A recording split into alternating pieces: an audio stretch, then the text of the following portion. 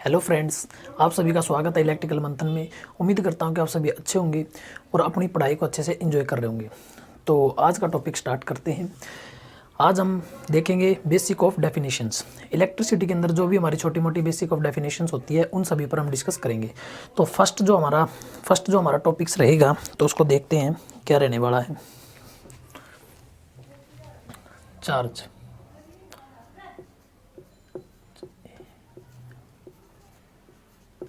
Charge क्या होता है? तो चार्ज की यदि हम बात करें, चार्ज क्या होता है? It is A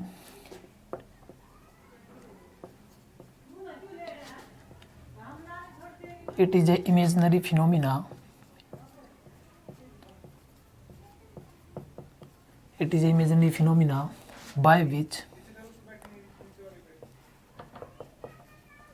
by which any substance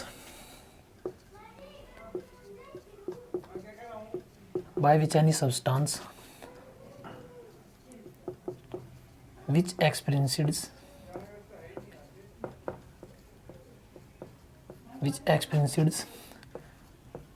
by a force of attractions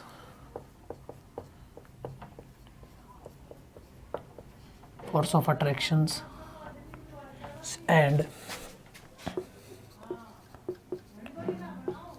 force of repulsions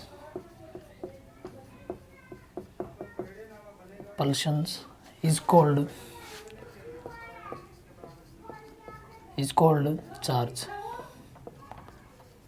charge. अब चार्ज के फॉर्मूले की बात करते हैं। तो चार्ज का फॉर्मूला हमारा क्या रहेगा? Q is equal to I into t. तो ये बनता हमारा इसका फॉर्मूला, ठीक है, फॉर्मूला।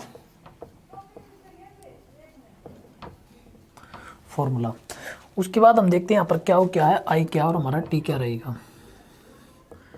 Q चार्ज है,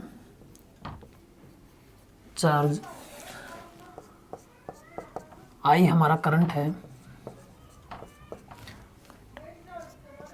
और T क्या रहेगा दोस्तों? टाइम। अब यदि हम इसके यूनिट की बात करें, यूनिट क्या की यूनिट होती है? Coulombs is equal to I की यूनिट्स होती है एम्पियर्स और टाइम्स की यूनिट हो जाती है दोस्तों सेकंड्स, ठीक है। तो हमने क्या देखा? हमने देखा कि भाई चार्ज क्या होता है। चार्ज की यदि हम बात करेंगे तो चार्ज क्या होता है? It is a imaginary phenomena by which any substance which expenses by a force of attractions and force of repulsions is called charge. तो हम यहाँ पर बात करें फिनोमिना का मतलब क्या होता है? इतना एक तरीके की घटना होती है, ठीक है। तो क्या होगा इसका मतलब? फिनोमिना का मतलब होता है घटना, यानी कि एक ऐसी इमेजिनरी घटना जिसके कारण सब्सटेंस यानी कि कोई वस्तु, ठीक है। तो क्या हुआ इसका मतलब ये हुआ कि भाई एक ऐसी इमेजिनरी घटना जिसके कारण कोई वस्तु फोर्स ऑफ अट्रैक्शंस और फोर्स ऑफ रिपल्शंस का अनुभव करती है। यानी कि हम इसको बोल सकते हैं एक ऐसी घटना जिसके कारण कोई वस्तु आकर्षण बल और प्रतिकर्षण बल का अनुभव करती है, तो उसको हम बोलेंगे क्या भाई? चार्ज, ठीक है। उसके बाद आता हमारा चार्ज का फॉर्मूला होता है Q is equal to I T। Q यहाँ पर क्या है? चार्ज है, I यहाँ पर क्या है? करंट है, T यहाँ पर क्या है? टाइम है, ठीक है। इसकी यूनिट की बात करेंगे तो यूनिट हमारी क्या रहेगी? चार्ज की यूनिट्स होती है कूलम्स, करंट की यूनिट्स होती है एम्पियर्स, टाइम्स की यूनिट्स होती है सेकंड्स, ठीक है। तो इस प्रकार से यदि हम देखें तो चार्ज की दो यूनिट रहेंगी। चार्ज की दो यूनिट रहती है इस प्रकार से। चार्ज दो यूनिट होती है। पहली तो हमारी हो जाएगी कूलम्स और दूसरी हमारी हो जाती है मित्रा एम्पियर इंटू सेकेंड्स। क्या हो जाती है हमारी? Ampere into seconds. ये जो होती है ना, ये इसकी SI यूनिट होती है, ये इसकी SI यूनिट रहेगी, ठीक है। तो चार्ज की 2 यूनिट रहेंगी। फर्स्ट यूनिट का नाम है कूलम्ब्स, जो कि इसकी ऐसा यूनिट है। सेकंड यूनिट अगर ऑप्शन में कूलम्ब नहीं है तो हम देखेंगे एम्पीयर इनटू सेकंड हो रही होगी, ठीक है। और एक क्वेश्चन यहाँ से ये भी पूछा जाए, एक क्वेश्चन तो यूनिट से बनेगा, चार्ज की यूनिट क्या होगी, कूलम्ब्स। कूलम्ब्स यदि ऑप्शंस में नहीं है तो उस कंडीशंस में एम्पीयर इनटू सेकंड्स मिलेगा, तो ये हमारा आंसर हो रहा होगा, ठीक है। सेकंड क्वेश्चन ये आता है कि 1 कूलम्ब्स जो होता है किसके इक्वल रहेगा, तो 1 कूलम्ब्स जो होता है ना वो हमारा 1 एम्पियर्स इनटू में 1 सेकंड्स के इक्वल रहेगा, ठीक है। तो आगे चलते हैं।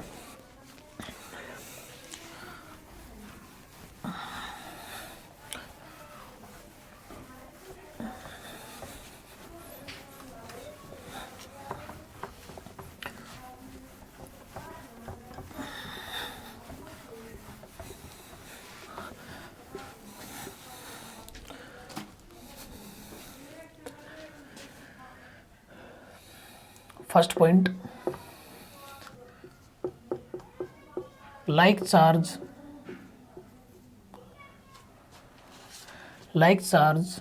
are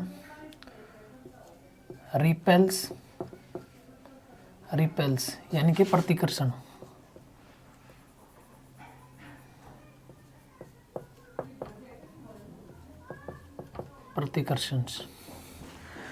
like charge are repels यानी कि हमारा प्रतिकर्षण।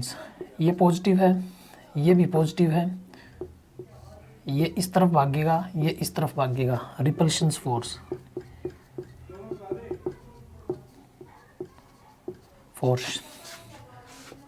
ये नेगेटिव है, ये नेगेटिव है, तो ये इस तरफ जाएगा, ये इस तरफ जाएगा, रिपल्शन फोर्स। सेकंड पॉइंट होता है अनलाइक चार्ज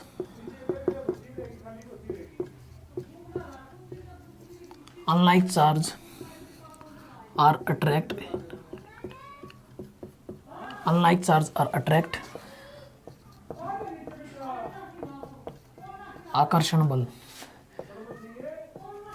ये हमारा प्रतिकर्षण बल था।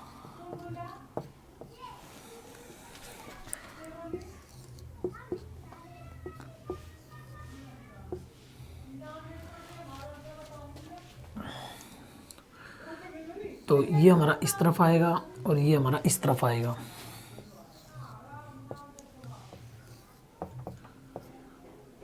ये हमारा इस तरफ आएगा और ये हमारा आएगा इस तरफ।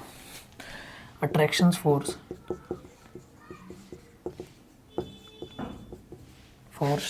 और ये भी हमारा हो जाता है अट्रैक्शन फोर्स।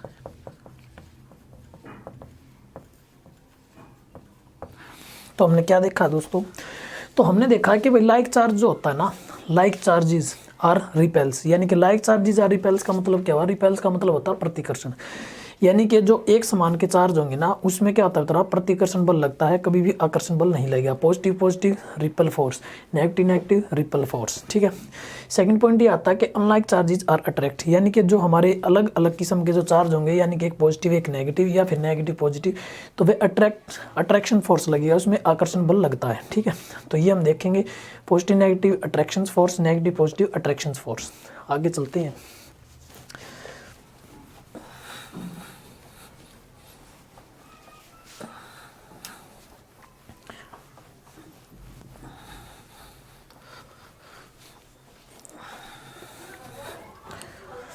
तो उसके बाद ये आता है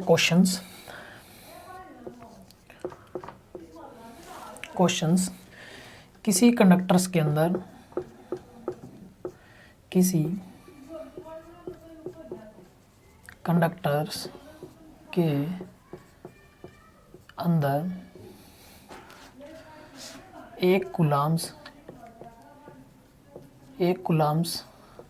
के चार्ज को फ्लो कराने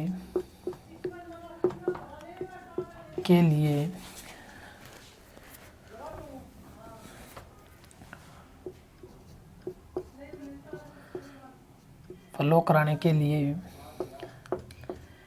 कितने इलेक्ट्रॉन्स की आवश्यकता पड़ती है। तो यहाँ पर क्वेश्चंस क्या है दोस्तों, क्वेश्चंस ये है किसी कंडक्टर्स के अंदर 1 कूलम्ब्स के चार्ज को फ्लो कराने के लिए कितने इलेक्ट्रॉन्स की आवश्यकता पड़ती है। ठीक है, तो हम यहाँ पर देखेंगे इसके लिए फॉर्मूला होता है Q is equal to NE। ठीक है, तो ये हमारा फॉर्मूला होता है। अब यहाँ पर ये देखो Q क्या होगा, ये हमारा चार्ज होता है, N हमारा नंबर्स ऑफ इलेक्ट्रॉन्स होता है, और E होता है इतना 1 इलेक्ट्रॉन्स पर चार्ज, 1 इलेक्ट्रॉन्स पर चार्ज। ठीक है, तो हमने निकालना इतना 1 कूलम्ब्स के लिए, तो यहाँ पर रखें चार्ज की यूनिट्स होती है हमारी कूलम्ब्स। 1 कूलम्ब्स के लिए नंबर्स ऑफ इलेक्ट्रॉन्स निकालने, 1 इलेक्ट्रॉन्स पर चार्ज कितना है इंटू में 1.6 इंटू में 10⁻⁻19। ठीक है, तो 1 इलेक्ट्रॉन्स पर चार्ज होता है इतना। ठीक है, तो ये हो जाए हमारा कूलम्ब्स। हमने निकालने यहाँ से n की वैल्यूज़, तो 1 बटे में आएगा, यानी कि 1 डिवाइडेड बाई 1.6 इंटू में 10⁻⁻19। तो ये हो गया। तो यहाँ पर जब नंबर्स ऑफ इलेक्ट्रॉन्स देखेंगे ना, तो वो हमारे कितने हो रहेंगे 6.28 इंटू 10⁻18 इलेक्ट्रॉन्स। ठीक है, तो यहाँ पर क्वेश्चंस क्या था दोस्तों, तो यहाँ पर क्वेश्चंस ये था कि भाई किसी कंडक्टर्स के अंदर 1 कूलम्ब्स के चार्ज को, क्या था, किसी कंडक्टर्स के अंदर 1 कूलम्ब्स के चार्ज को एग्जिस्ट कराने के लिए, यानी कि फ्लो कराने के लिए कितने इलेक्ट्रॉन्स की आवश्यकता होगी। तो इसके लिए जो फॉर्मूला बनता है वो बनता है Q इक्वल टू NE, और क्या यहाँ पर क्या इतना चार्ज है, N क्या इतना नंबर्स ऑफ इलेक्ट्रॉन्स, यानी कितने नंबर्स ऑफ इलेक्ट्रॉन्स उसमें ज़रूरत है। ठीक है, और E का मतलब होता है कि 1 इलेक्ट्रॉन्स पर चार्ज। ठीक है, तो हमने यहाँ पर क्या देखा दोस्तों, 1 डिवाइडेड बाई, यानी कि क्या हमने देखा भी क्या होता है इतना 1 कूलम्ब्स के लिए निकालना, तो यहाँ पर 1 रखेंगे, N हमें फाइंड आउट करना है, और 1 इलेक्ट्रॉन्स पर चार्ज होता है 1.6 इंटू 10⁻⁻19 कूलम्ब्स। ठीक है, फिर यहाँ पर हमने N निकालना है, N यहीं पर रहेगा, और ये सारी वैल्यूज़ यहाँ पर पुटअप्स हो जाएगी। पुटअप्स होने के बाद N की वैल्यू जो आ रही होगी 6.28 इंटू 10⁻18 इलेक्ट्रॉन्स। ठीक है, तो ये हमारा फाइनल रिजल्टेंट हो जाता है, यानी कि इतने इलेक्ट्रॉन्स की आवश्यकता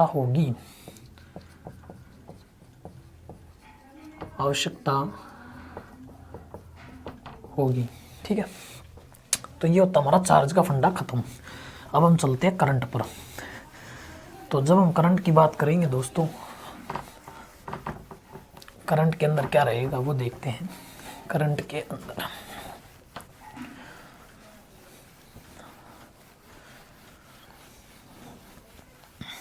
करंट, तो नेक्स्ट जो हमारी डेफिनेशंस आती है वो होती है current.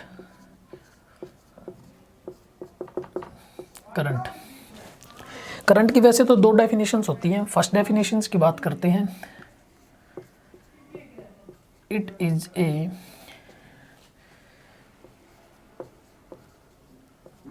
Flow of electrons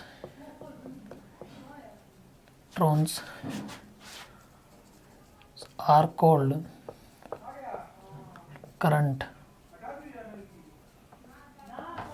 currents. एक डेफिनेशंस और बनती है दोस्तों, rate of flow of charge, rate of flow of charge are called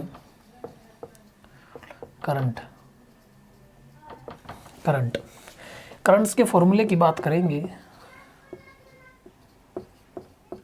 फॉर्मूले की हम बात करेंगे तो ये होता भी हमारा Q is equal to I into t होता है चार्ज, और हमें निकालना भी तरह करंट, तो Q/T, तो ये होता भी करंट। ठीक है, और Q फिर से हमारा क्या होगा, Q फिर से हमारा चार्ज है, T हमारा टाइम्स है, और I हो जाएगा हमारा करंट। अब चलते हैं यूनिट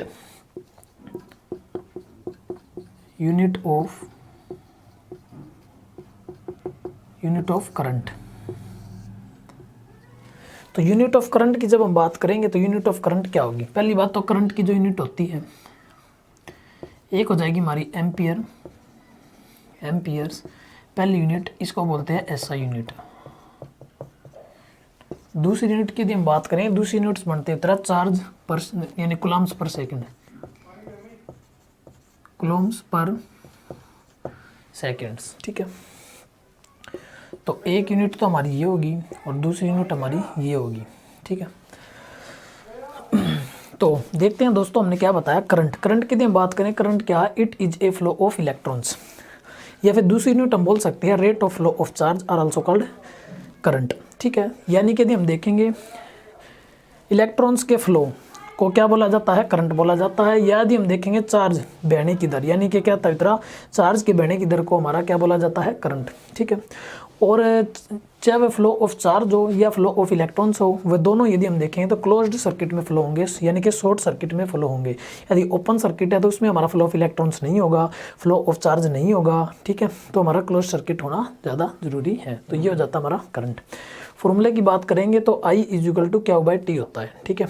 यहाँ पर क्या वितरा चार्ज है और टी क्या वितरा टाइम्स है और I क्या वितरा करंट हो जाएगा। यूनिट ऑफ करंट्स की बात करेंगे तो यूनिट ऑफ करंट्स क्या होता है, फर्स्ट यदि हम देखेंगे तो हमारी होती है वितरा करंट्स की यूनिट्स हो जाती है हमारी एम्पियर्स, जो कि हमारी SI यूनिट होती है। सेकंड यदि हम देखेंगे तो चार्ज बाय टाइम्स भी हमारा ये होता है। तो सेकंड हमारा क्या होगा वितरा, चार्ज की यूनिट्स कुलाम्स होगी और टाइम्स की यूनिट सेकंड।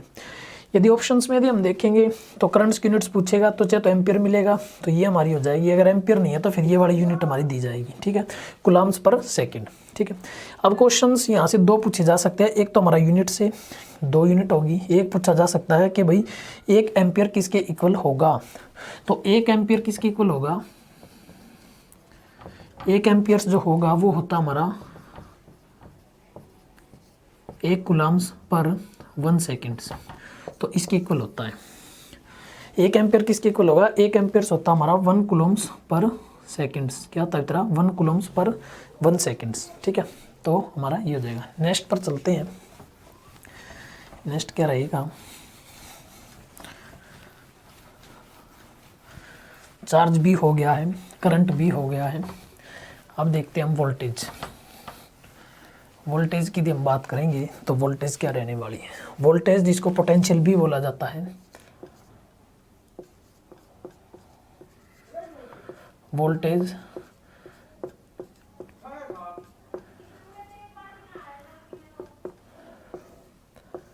वोल्टेज जिसको पोटेंशियल भी बोला जाता है। तो इसकी डेफिनेशंस देखिए क्या होती है, it is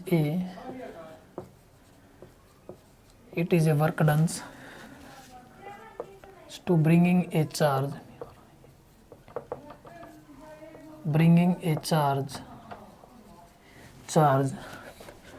from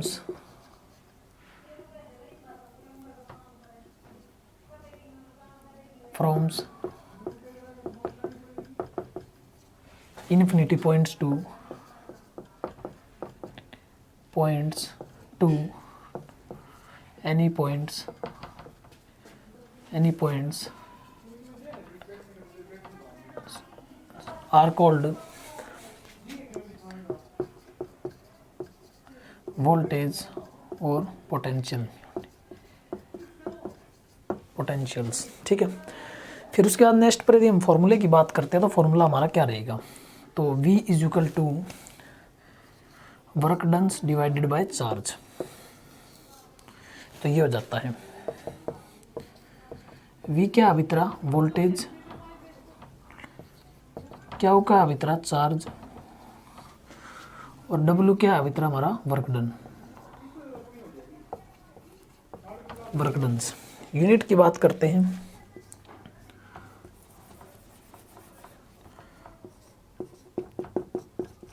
unit of voltage. जब हम यूनिट ऑफ वोल्टेज की बात करते हैं तो फर्स्ट यूनिट आती है हमारी वोल्ट, जो कि इसकी SI यूनिट है। सेकंड हमारी आ जाती है भीतर हमारा जूल पर कूलम्स। तो पहली यूनिट तो हमारी ये हो जाएगी, सेकंड यूनिट हमारी ये हो जाएगी। तो हमने क्या देखा दोस्तों, हमने देखा वोल्टेज और पोटेंशियल किसको बोलते हैं, ठीक है। तो हमने बोला कि वोल्टेज और पोटेंशियल किसको बोलते हैं। तो वोल्टेज और पोटेंशियल क्या होता है, it is a work done to bringing a charge froms infinity points to any points are also called voltage, यानी कि हमारा पोटेंशियल्स, वोल्टेज को ही पोटेंशियल बोला जाता है। तो हिंदी में इसका मीनिंग समझेंगे। हिंदी में क्या है दोस्तों कि भाई किसी चार्ज को ईच कूलम्स ऑफ चार्ज बोल सकते हैं, या प्रत्येक चार्ज को, क्या मित्रा, प्रत्येक चार्ज को, या फिर किसी भी चार्ज को इन्फिनिटी पॉइंट्स यानी कि अनंत बिंदु से एक बिंदु तक लाने में किया गया कार्य है, ये क्या मित्रा, किया गया कार्य, उसको हम बोलते हैं वोल्टेज और पोटेंशियल। तो डेफिनेशंस क्या होगी इसकी, प्रत्येक कूलम ऑफ चार्ज को अनंत बिंदु से एक बिंदु तक लाने में किया गया कार्य ये हमारा वोल्टेज और पोटेंशियल्स कहलाता है। फॉर्मूला देखेंगे, V इजिकल टू डब्ल्यू बाई क्या हो, तो V क्या है, वोल्टेज है, क्या हो, क्या है, चार्ज है, W क्या हमारा वर्क डन है। यूनिट्स की बात करेंगे, यूनिट्स पहली यूनिट्स हमारी बनती है वोल्टेज, वोल्टेज की यूनिट बनेगी पहली वोल्ट, जो कि हमारी SI यूनिट है। सेकंड यूनिट बनती है जूल पर कुलाम्स, वर्क डन की जूल हो जाएगी, चार्ज की हमारी कुलाम्स हो जाएगी। तो 2 यूनिट्स बनती है, और वोल्ट जो है ना वो इसकी SI यूनिट है। एक क्वेश्चन और पूछा जा सकता है कि 1 वोल्ट किसके इक्वल होगा। तो जब हम 1 वोल्ट की बात करेंगे तो 1 वोल्ट जो होगा तो 1 जूल पर 1 कुलाम्स, 1 जूल पर 1 कुलाम्स के इक्वल रहेगा। ठीक है, तो ये भी आपको ध्यान में रखना है। तो आगे चलते हैं EMF।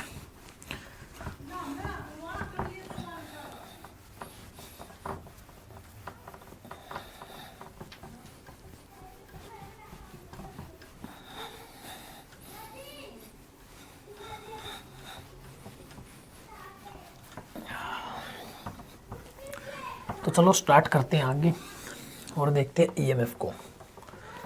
EMF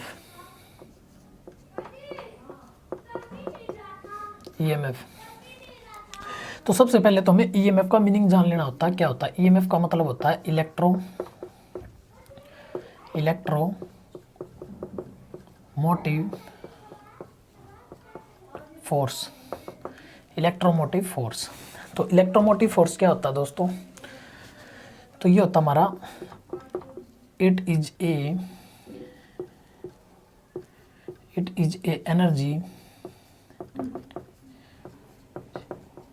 which gives each coulombs of charge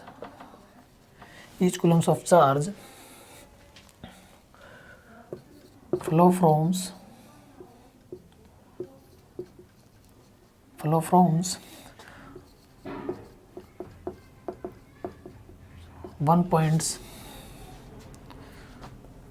points to another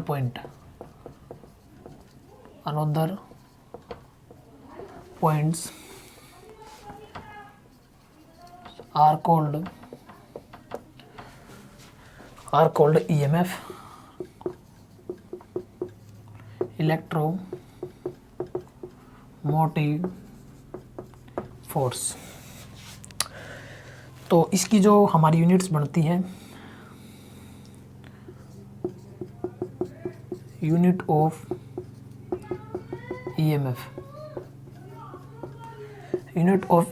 भी हमारा वोल्ट ही होता है। ठीक है, तो हमने क्या देखा दोस्तों, EMF की जब हम बात करेंगे, EMF क्या होता है, इलेक्ट्रोमोटिव फोर्स। पहली बात तो इसके में फुल फॉर्म्स ही पता जरूरी होना होता है। तो फुल फॉर्म्स क्या होती है दोस्तों, EMF की इलेक्ट्रोमोटिव फोर्स। ठीक है, अब आता है कि ये होता क्या है। It is a energy which gives each coulombs of charge flow from one point to another points are called electromotive force। तो हिंदी में देखिए क्या होता है, ये एक ऐसी एनर्जी है जिसके द्वारा प्रत्येक कूलम ऑफ चार्ज एक जगह से दूसरी जगह तक जाता है। यानी कि प्रत्येक कूलम ऑफ चार्ज को एक जगह से दूसरी जगह तक ले जाने के लिए, क्या था, प्रत्येक कूलम ऑफ चार्ज को एक जगह से दूसरी जगह तक ले जाने के लिए दी गई ऊर्जा ही हमारी क्या हो जाएगी दोस्तों, तो वो जाती है हमारी EMF। इसकी यूनिट भी हमारी क्या रहेगी, तो हमारा वोल्ट रहने वाली है। और ये क्या है, इसकी SI यूनिट रहेगी। ये क्या रहेगी, इसकी SI यूनिट रहेगी। अब बात आती है कि भाई वोल्टेज पोटेंशियल, इससे पहले जो हमने पढ़ा उसकी यूनिट भी वोल्ट होती है, SI यूनिट, और इसकी यूनिट भी हमारी वोल्ट होती है, SI यूनिट। इन दोनों में डिफरेंस क्या है, वोल्टेज और पोटेंशियल्स क्या होता है, वोल्टेज और पोटेंशियल्स ये होता है कि भाई एक प्रत्येक कूलम ऑफ चार्ज को एक जगह से दूसरी जगह तक ले जाने में जो किया गया कार्य है, वो हमारा वोल्टेज और पोटेंशियल्स कहलाता है। जबकि ईएमएफ इलेक्ट्रोमोटिव फोर्स क्या होता है, प्रत्येक कूलम ऑफ चार्ज को एक जगह से दूसरे जगह तक ले जाने में दी गई ऊर्जा, ये हमारी इलेक्ट्रोमोटिव फोर्स कहलाती है। वोल्टेज पोटेंशियल्स किया गया कार्य है एक कूलम से दूसरे, यानी कि एक कूलम को एक जगह से दूसरी जगह तक ले जाने में। और ये क्या है मित्रा, ये हमारी ऊर्जा है प्रत्येक कूलम चार्ज को एक जगह से दूसरी जगह तक ले जाने के लिए। तो आप समझ गए होंगे। आगे चलते हैं, रेजिस्टेंस की बात करेंगे। रेजिस्टेंस क्या रहने वाला है दोस्तों, जब हम रेजिस्टेंस के बारे में देखेंगे कि रेजिस्टेंस क्या रहने वाला है, तो रेजिस्टेंस के बारे में देखते हैं। Resistance resistance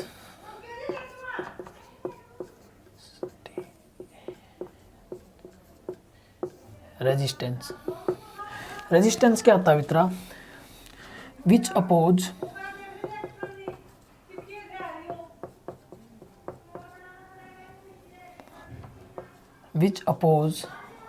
the flow of current, which oppose the flow of currents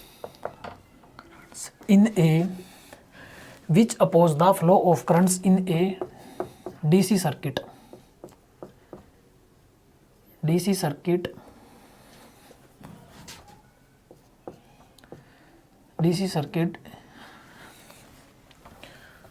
तो कहता है which oppose the flow of currents in a DC circuit are called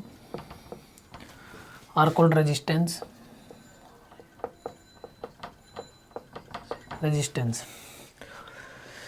फिर उसके बाद यदि हम देखेंगे तो रेजिस्टेंस जो होता है, r is directly proportional to length, r is inversely proportional to area. फिर आता मित्रा आर इज इक्वल टू की यदि हम बात करेंगे रो एल बाई ए। ठीक है, तो ये हमारा फाइनल रिजल्टेंट होता है। अब बात आती है दोस्तों, ये क्या होगा, आर रेजिस्टेंस है, एल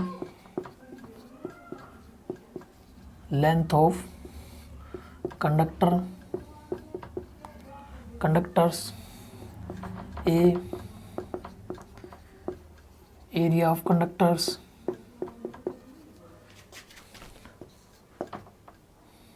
रो, इसको रो बोला जाता है। ठीक है, तो ये हमारी चीज़ें होंगी। अब उसके बाद इसमें क्या देखना है, पहले समझो इसको है क्या चीज़। रेजिस्टेंस क्या होता है दोस्तों, which oppose the flow of currents in a DC circuit are called resistance. यानी कि रेजिस्टेंस एक ऐसा एलिमेंट है, जो कि सर्किट के अंदर करंट के फ्लो होने का विरोध करता है। क्योंकि हमने यहाँ पर वर्ड यूज़ किया ना अपोज का मतलब क्या होता है इतना, विरोध करना। इसका मतलब क्या होता है हमारा, विरोध करना।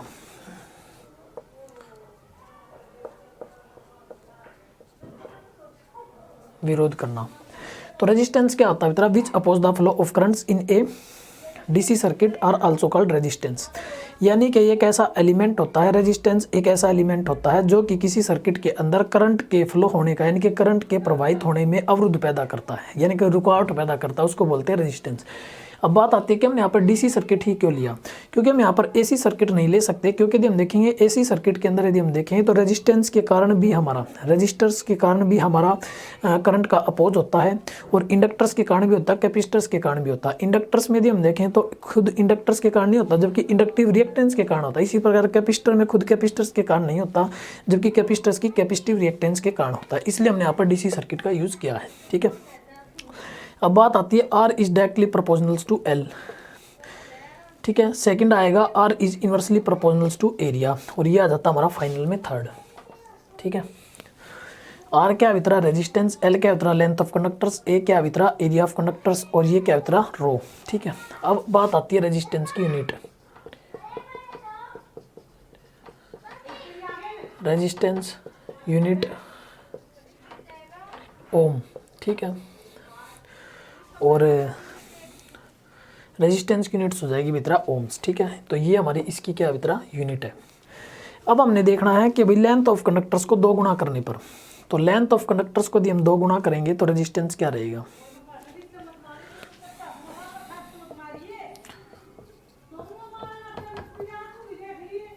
कंडक्टर्स की लेंथ को 2 गुना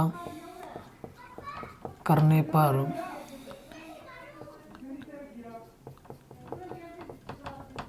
रेजिस्टेंस भी 2 गुना हो जाता है। सेकंड यदि हम देखेंगे, कंडक्टर्स का एरिया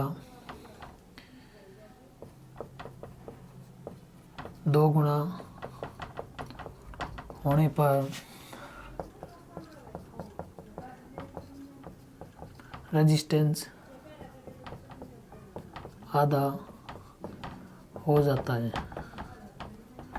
अब समझिए हमने लिखा क्या है, ठीक है।